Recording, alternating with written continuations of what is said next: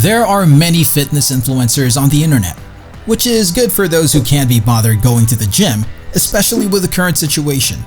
With all the pandemic fat gained during lockdowns, it's not a bad idea to get fit, right?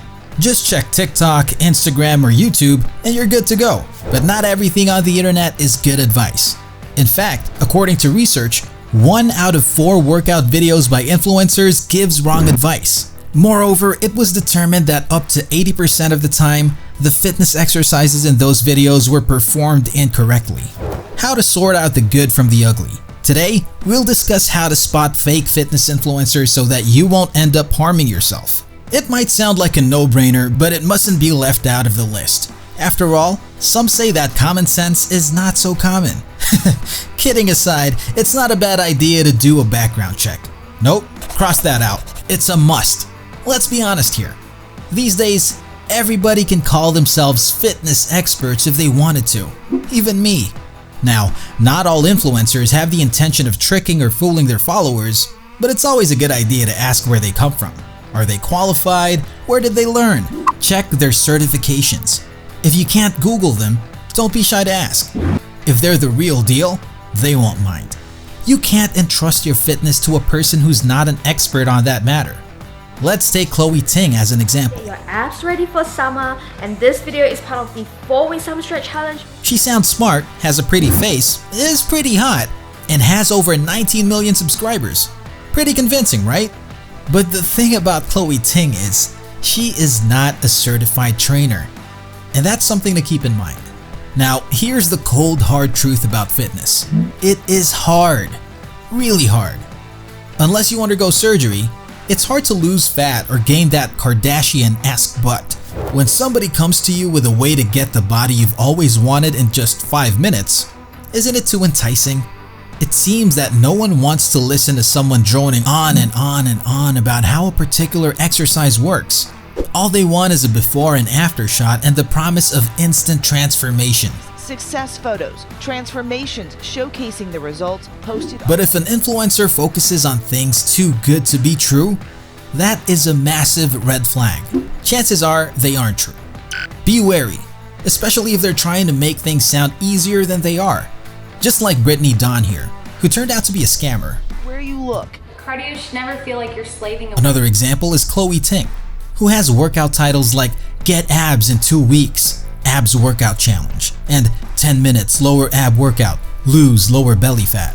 The fact that these kinds of promises escalate one's hope is a sad, sad thing.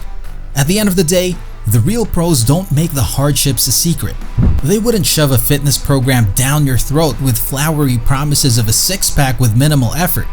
Besides, if they're the great fitness influencers they claim to be, they would focus on your overall health in the long term. Just as they say, no pain, no gain. Just because somebody is famous doesn't mean you have to take their word as gospel. Check their content. Now, there's no problem with focusing on aesthetics, as some trainers do focus on that. It's your call. No one is stopping you. However, a good fitness trainer isn't likely to focus on merely flaunting their bodies on IG feeds like this guy. Yes, if it ain't obvious yet, the picture's fake. As of writing, this guy's post has been deleted. Even without the power of editing, it's surprisingly easy to have Instagrammable abs in like 2 seconds. Just ask Matt Does Fitness.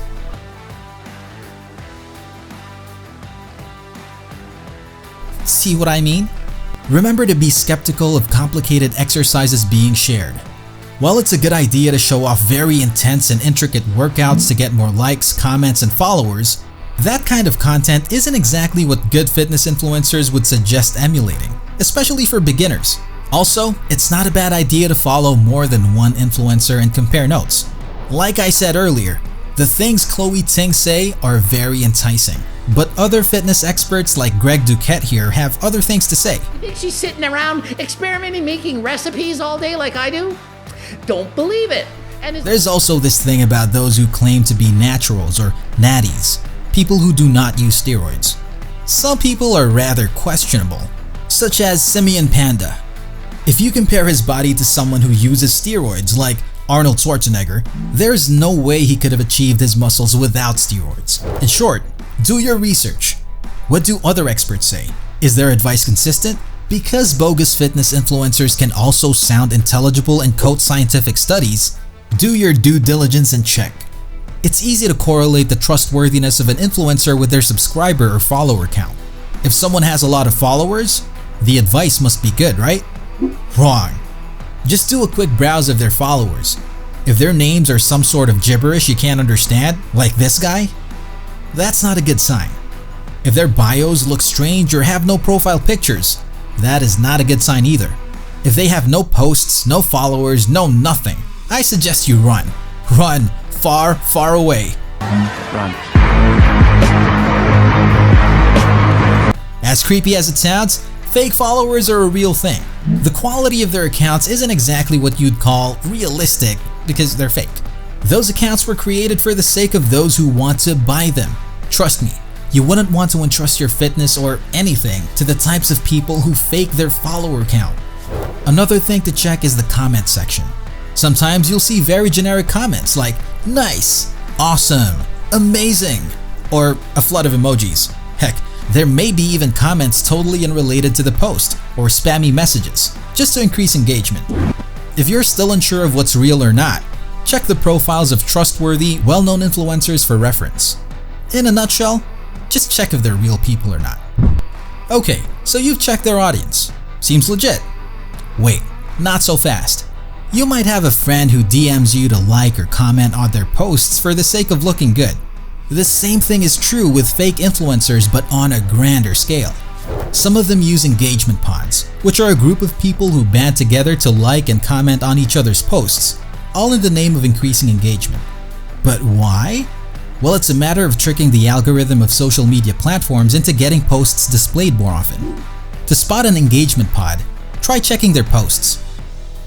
If it's the same group of people liking and commenting, chances are they're part of the pod, like Junior here. If you look closely, a set of IG users comment on his posts in order to increase engagement. On the one hand, you can't really blame influencers for relying on engagement pods because sometimes, no matter how good your content is, it's challenging to beat the algorithm. On the other hand, it's fake engagement. Those people don't like a particular fitness exercise video on Instagram because they're good or effective. A more organic engagement is way, way healthier, both for them and your fitness. Don't forget to give us a thumbs up, subscribe to our channel, and turn on the notifications to get front row seats to watch Canon's mind-blowing videos. Thanks for watching, and we'll see you on the next one.